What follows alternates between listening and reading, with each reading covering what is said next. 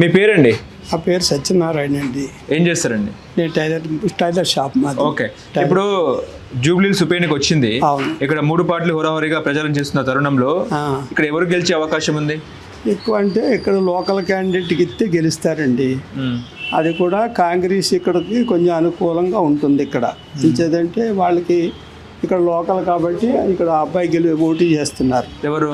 నవీన్ యాదవ్ గారు. ఓకే. ఆ నవీన్ యాదవ్ గారు మంచి క్యాండిడేట్, కుర్రోడు కూడా. అతను ఆ వయసులో ఉన్న కుర్రోడు, కొంచెం పనులు చేయగలుగుతాడు, తిరగలుగుతాడు. ఏమండి, నాలాంటి వయసు ఉన్న వాళ్ళకి క్యాండిడేట్కి ఇచ్చారనుకోండి, వాళ్ళు తిరగలేరు, చేయలేరు ఏ పని అయినా. కానీ ఏదైనా యంగ్ పర్సన్కి ఇస్తే అతను మంచిగా తిరుగుతారు, చేస్తారు, వర్కులు బాగా జరుగుతాయి. అది నా ఒపీనియన్. అంటే ఇక్కడ సిట్టింగ్ ఎమ్మెల్యే మాగంటి గోపినాథ్ గారు చనిపోయారు తర్వాత ఆయనకుండే విలువ ఆయనకుండేది, ఆయన లేరు కదా ఇప్పుడు. ఏమండి, ఆయనప్పుడు గోపీనాథ్ గారు ఉండేవారు. గోపీనాథ్ గారు ఆయన తిరిగాడు కాబట్టి 10 సంవత్సరాలు ఆయన చేశారు. అకస్మాత్తుగా ఆయన చనిపోయారు. ఏమండి, ఇప్పుడు మరి ఎవరికి ఇచ్చారో నాకు కూడా సరిగా తెలియదు. వాళ్ళ భార్యకి ఇచ్చినట్టు. భార్యకి ఇస్తే ఏమండి, ఎవరికి అనుకూలంగా ఉంటే వారికి ఓట్లు వేస్తారు. ఏదైనా క్యాండిడేట్ మంచి క్యాండిడేట్కి ఇవ్వాలండి, తిరిగే క్యాండిడేట్కి ఇవ్వాలి. నేను చెప్పేది అది. వయసులో ఉన్న క్యాండిడేట్కి ఇస్తే ఆయన తిరుగుతారు, పని చేస్తారు. సిట్టింగ్ ఎమ్మెల్యే ఆయన ఉన్నారు కాబట్టి సెంటిమెంట్ ఏమైనా పనిచేసే అవకాశం ఉందా? వాళ్ళ భార్యకు టికెట్ ఇచ్చారు కాబట్టి బీఆర్ఎస్ తరపున. సార్, నేను చెప్పేది ఏంటంటే, నేను ఇక్కడ ఉంటాను, బయటంతా తిరిగే మనిషిని కాదు. లోకల్ ప్రజల గురించి చెప్పాలంటే నేనేం చెప్పలేను. అది నేను అనేది అది. ఎట్లా ఉంది ఇప్పుడు మాగంటి గోపినాథ్ గారు ఎమ్మెల్యేగా ఉన్నప్పుడు ఇక్కడ డెవలప్మెంట్ బాగుందా? అప్పుడు ఆయన ఉన్నప్పుడు బాగానే చేశారు చెప్పాలని. అప్పుడు కూడా బాగానే చేశారు.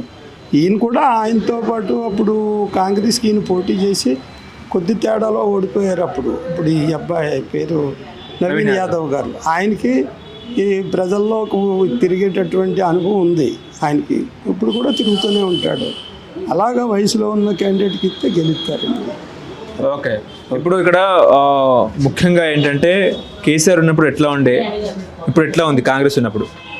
సార్, అప్పుడు ఎలా ఉందో ఇప్పుడు అలాగే ఉంది చెప్పాలంటే. అప్పుడు అలాగే ఉంది, ఇప్పుడు అలాగే ఉంది. ఏమండి, అది. రేవంత్ పాలన బాగుందా?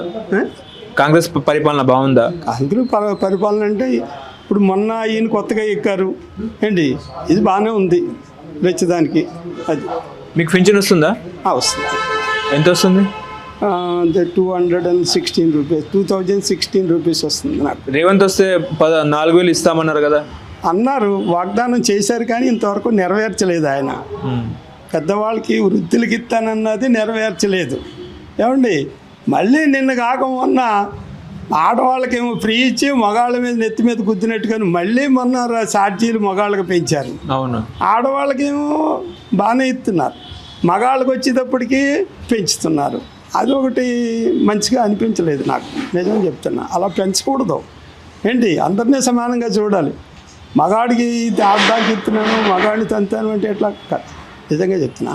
ఏమంటే అలాగే గ్యాస్ ఇస్తానన్నారు, ఇవ్వలేదు. ఇల్లు వచ్చింది, మాకేం రాలేదు. అప్లై చేసాం కానీ 10 ఏళ్ల కిందట ఏమీ రాలేదండి అసలు. 2,500 వచ్చిందా ఎవరికైనా? ఏమో సార్, 2,500 వచ్చిందా ఇంట్లో ఎవరికైనా? మహిళలకి లేదు, అది కూడా ఇవ్వలేదు. ఆయన్ని చేస్తానన్నదల్లా ఒకటే ఆ బస్సు ఒకటి అంతే. తర్వాత ఇంకేం కాలేదు ఆయన చేసి. అది.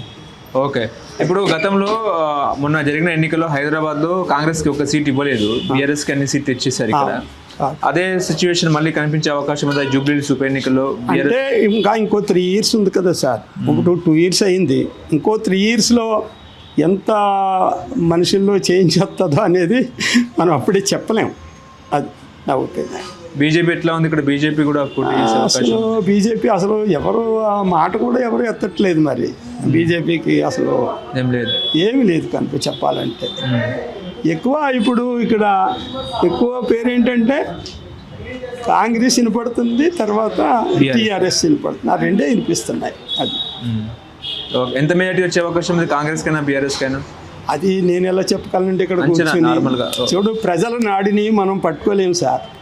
ప్రజల ఒపీనియన్ ఎలా ఉంటుందో, ఆ ఓట్లు ఎలక్షన్ రోజుకి వాళ్ళకి దేనికి వేయాలనుకుంటే దానికి అవకాశంగా ఓటేస్తూ ఉంటారు. ముస్లిం ఓట్ బ్యాంక్ ఎక్కువ ఉంది కదా ఇక్కడ, మైనారిటీ ఓట్ బ్యాంక్ కూడా ఎక్కువ ఉంది, అదే యాదవ్ సామాజిక మైనార్టీ వర్గం కూడా ఎక్కువ ఉంది ఓట్ల కాబట్టి గురించి నాకు తెలియదు నిజంగా చెప్తున్నా. మైనారిటీలు ఎటువైపు ఎక్కువ ఉంటారు ఏమో ఇప్పుడు మైనార్టీలు అంటే కాంగ్రెస్ వైపు ఎక్కువ ఉన్నారు వాళ్ళు. యాదవ్ సామాజిక వర్గం కూడా కాంగ్రెస్ వైపే ఉందా? యాదవ సమాజం కూడా కాంగ్రెస్ వైపే వాడు గతంలో కేసీఆర్ వాళ్ళకి రంజాన్ తోఫా లాంటివి, షాదీ ముబారక్ కూడా ఇచ్చారు కదా, ఆ కృతజ్ఞత ఏమైనా చూపించే అవకాశం లేదంటారా? షాదీ ముబారక్ ఇచ్చారు, రంజాను తోఫా కానుకలు ఇచ్చారు. అలాగే క్రైస్తవులకి వాళ్ళ యొక్క క్రైస్తవులకి ఇస్తున్నారు. వాళ్ళకి ఇచ్చేటటువంటి ఏ పండగ వస్తే ఆ పండగ వాళ్ళకి ఇస్తున్నారు. అది మీకు కరెంట్ ఫ్రీ వస్తుందా? లేదండి, 200 యూనిట్స్ ఫ్రీ అంట కదా. ఈ ఇంటికి ఇస్తానన్నారు కానీ అప్పుడు అది కూడా ఇవ్వలేదు. మూడు ల్యాండ్ షాప్లకు దానికి సార్లు నేను అది ప్రజావేదిక ప్రజాభవన్ దగ్గరికి వెళ్ళి. ప్రజాభవన్ దగ్గర తిరిగాను కానీ అది వాళ్ళు తిప్పడం తప్ప చేయలేదు. ఓకే, అది నెక్స్ట్ ఎవరు గవర్నమెంట్ వచ్చే అవకాశం ఉంది? కాంగ్రెస్ వస్తుందా, మళ్ళీ కేసీఆర్ సీఎం అవుతాడా? ఏంది పరిస్థితి? సార్ ఇప్పుడు నేను చెప్పాను కదా 3 years ఇంకా టైం ఉంది. ఆ 3 yearsలో ఎన్ని మార్పులు వస్తాయో అది అప్పుడు దాన్ని బట్టి మనం చెప్పగలుగుతాం. అది నీ ఓటు ఎవరికి? నా ఓటు అయితే ప్రస్తుతానికి కాంగ్రెస్ కాదు. Congress okay right.